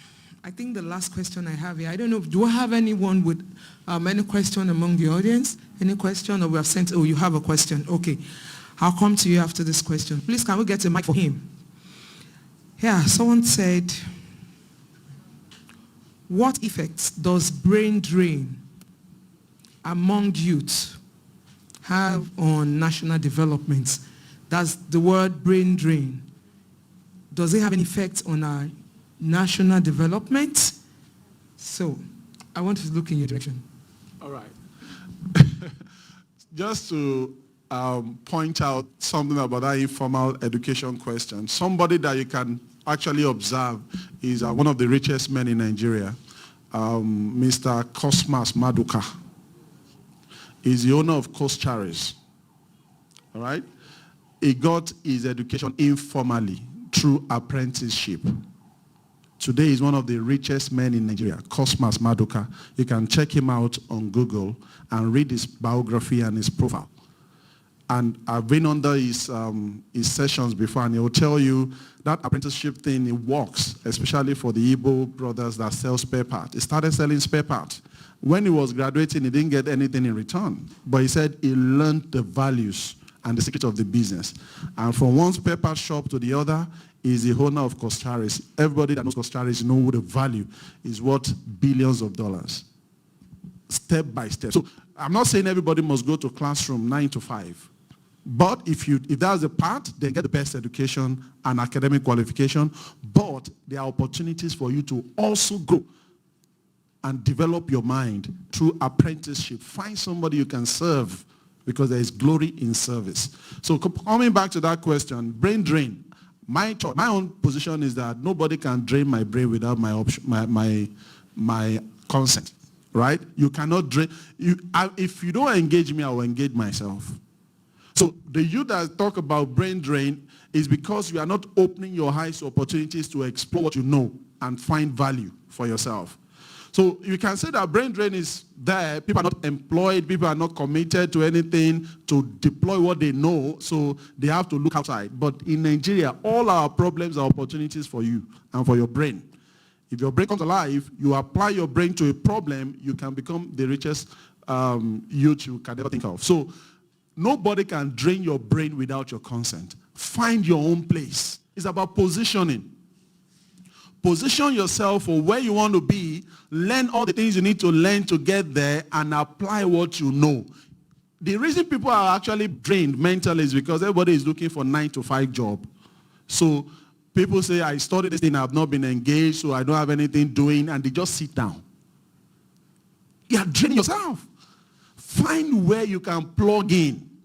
If it is popcorn, you need to learn how to roast very well and add something that will make you stand out. It's called unique value proposition. That unique value can make you the biggest popcorn merchant in Nigeria. And as I said, 21 million people in Lagos alone is a big market for your popcorn. So find a way to plug in your brain and find a solution to any problem around you, and then your brain will come alive and nobody can drain it. All right? But I agree that there are many people that are not committed, they are not used, they are not engaged, and there seem to be a waste in human talent in Nigeria. But those talents can be deployed where they can be useful. And they can apply those talents to solve problems. Thank you. Thank you, sir. So the question from the audience is, can you have the mic, please?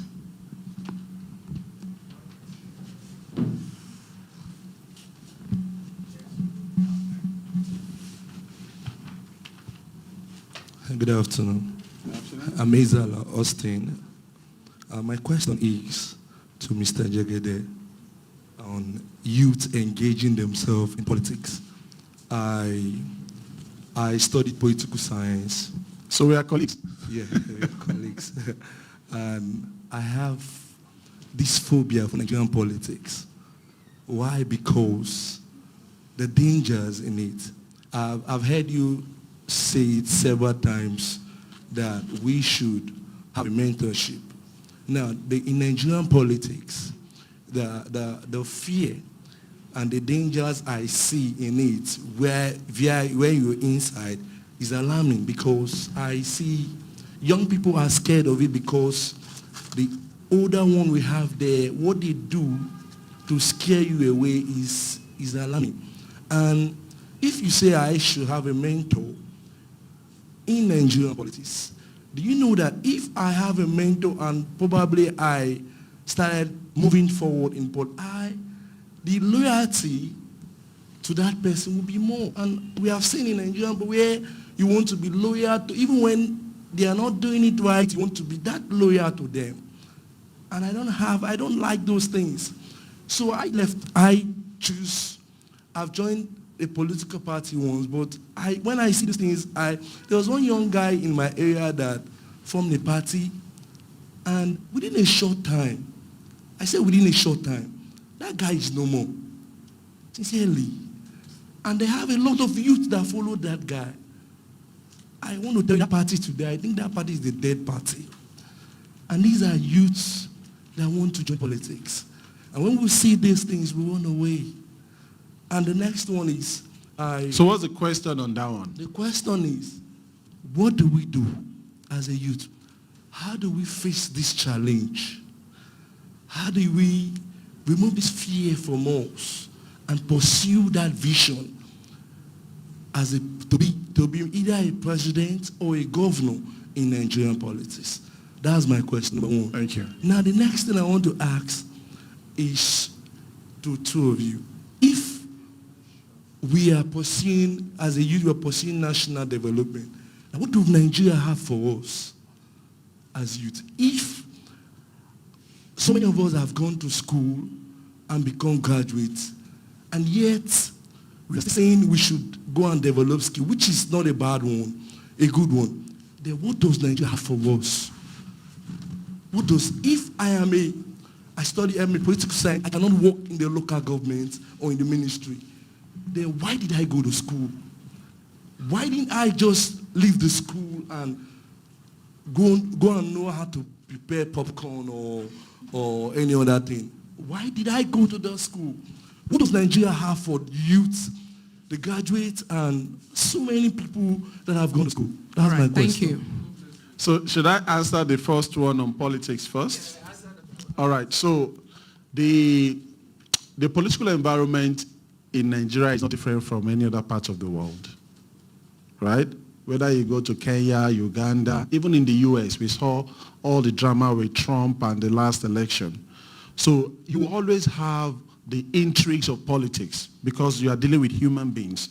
And Aristotle says, since you know politics, that we are the most complicated entity ever. We are so complicated. We can't predict how we behave. But to now answer your question specifically for Nigeria, there's so much darkness, right, in the political space. But I want to ask you, you're a Christian. What's the value of light without darkness? Is there any value for light when there is no darkness? Absolutely not. So the more the darkness in the political space, the more they call for your light. And until you shine, the darkness will persist. The more the lights run away from darkness, the more darkness will persist. So every complaint you have given today about the Nigerian political space is an opportunity for light to shine. And the light shines in darkness. Or where? Where is it going to shine? In light? Will the light shine in light? The light will shine where?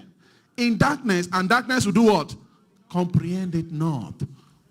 So stick with it. Values attract values. So don't just get a mentor.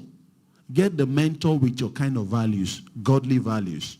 And we have many of them. Professor Yemi Osinbajo is one. He's my own mentor. And when he was going into politics in 2015, these are the comments he made. That talk about light shines in darkness. It is a war between good and bad. The last town hall we had before this last election, after his 4 years, I asked him the question in the hall, and I said, 4 years we had belief, we had hope when you were going in there. All your beliefs, all your position about many things what's happening. And he said, it is a war between good and bad, but we are confident that good will prevail, but we don't know when. Do you understand? So don't be perturbed, don't be confused about the darkness. It is an opportunity for us as children of God to shine the light of Christ, and darkness what? Will flee. But we don't know when it will happen. But let us stay there. That's the answer that I have for you. Yeah, about education. I just want you to listen to this. I see education as the training of the mind that will lead to creative thinking. I repeat, I see education as the training of the mind that will lead to creative thinking. That is why your friends you finished primary school with that did not go to the university, the way you think is not the way they think, is it not? You can see that having passed through the 4 walls of the university, it has changed the way you think. If you go to your village and now see those guys that you had primary school with, that didn't go to school, their level of thinking is different from you. So first, education trains your mind that will now enable you to have creative thinking. And that is why I believe that because I read computer science does not mean I will forever work as a computer scientist. I only use that to train my mind, and thereafter, what actually took me to the different countries of the world was not the computer science I read. It was because I decided to become chartered stockbroker and become very deep in capital markets. So the computer knowledge helped a bit, but it was the capital market I delved into that made me to become the technical chairman for the whole Africa linkage, technical chairman for the whole West Africa. You see, I have been in many countries where I will be the only person representing the whole Africa. But mark you, I read computer science. But having gone to school, my mind is trained. When my mind is trained, I could now think more than my friend who didn't go to the university. Because my mind is trained, I could now do the buying of yam to sell because I want to further. You can see the way my mind was thinking. I could now sell rice the way my mind was thinking. If I tell you different things I have done to stand in life, including fish pond making, fish pond management, to stand in life because I hate poverty, having known that I was once there. You see, the education just transform your mind that you think differently. Any environment you are, you have seen different things others are not seeing. Even in my working life, I had a barber shop. In my working life, I had the pure water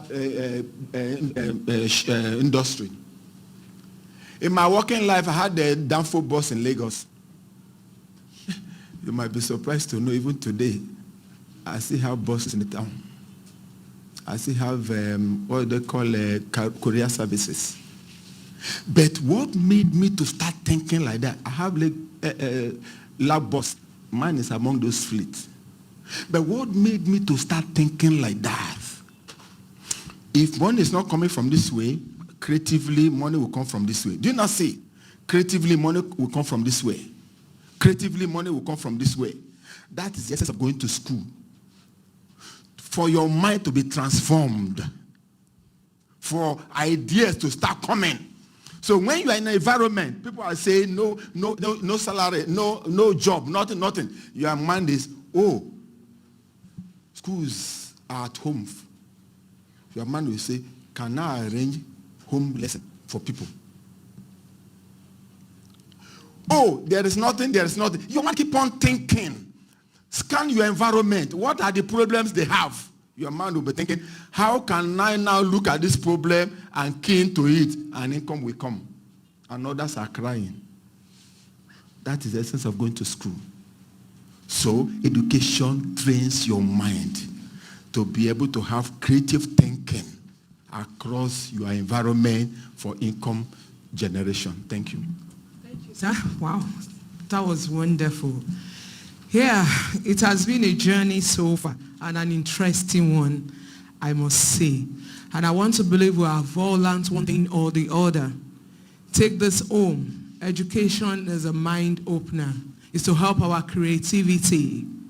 The development of our country is in our hands. What are you willing to give back to the country? Closing your eyes to the challenges and seeing the opportunities in those challenges. At this point, I want to say a very big thank you. Oh, okay. One of our speakers has a closing remark. Before you close, I want to give you 4 questions to take away. Okay? 4 questions.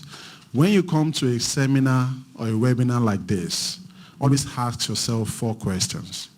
From all the information shared so far, what do I need to start doing? Something that I have not been doing before. For example, I want to start reading at least 2 books a month. Something I have never been doing. But knowing what I know now, I want to take decisions to start doing those things. That's the first question. Knowing what I know now, what do I need to start doing? Number 2, knowing what I know now, what do I need to stop doing? Maybe I need to stop sleeping 9 hours a day. Right? Maybe I need to stop visiting on a defining website, wasting my data, so that I can start going online to read and develop my mind. So there are things you need to stop doing, habits, behaviors that are not moving you forward, friendships that are not moving you forward. What do I need to stop in my life to move forward? Number 3, knowing what I know now, what do I need to do less? I may not need to eradicate them completely, but I need to reduce the amount of time I spend doing those things and the intensity. What do I need to do less? And number 4, what do I need to do more? There are some things you are doing well now, but if you intensify them, you develop them, they will lead to positive outcomes for you. Anytime you read a book, ask those questions.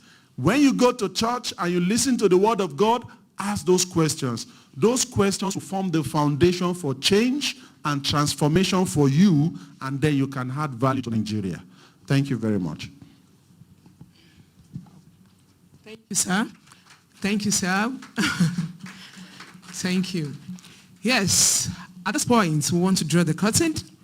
I'll start by saying a very big thank you to the founder of this foundation, the pioneer of this vision for creating this platform, so that we all can learn for free. We're not paying for this. And she sees this as a vision. And I want to believe that we're getting to it, and it's going to impart, it has impacted us, and we want to see changes. Thank you so much. We want to say a very big thank you to Apostle Folorunsho Alakija. Thank you, ma. We appreciate it for this platform. Also, another big thank you to our guest speakers. Yes, without you, we might not have been able to go on this journey for this long. You have opened our eyes to a number of things, and we have learned so much. And we're sure that at this point, our life is going to take a new shape. Thank you, sirs. Thank you so much. We appreciate you coming. And I also want to say a very big thank you to the team, to the cameraman, the IT team, the computer team, the Rose of Sharon staff. We say a very big thank you to you all. Thank you for putting in so much effort so that we can all learn. My name is Stella Oyeshile, the Administrative Officer of Rose of Sharon Foundation. Thank you, and God bless you.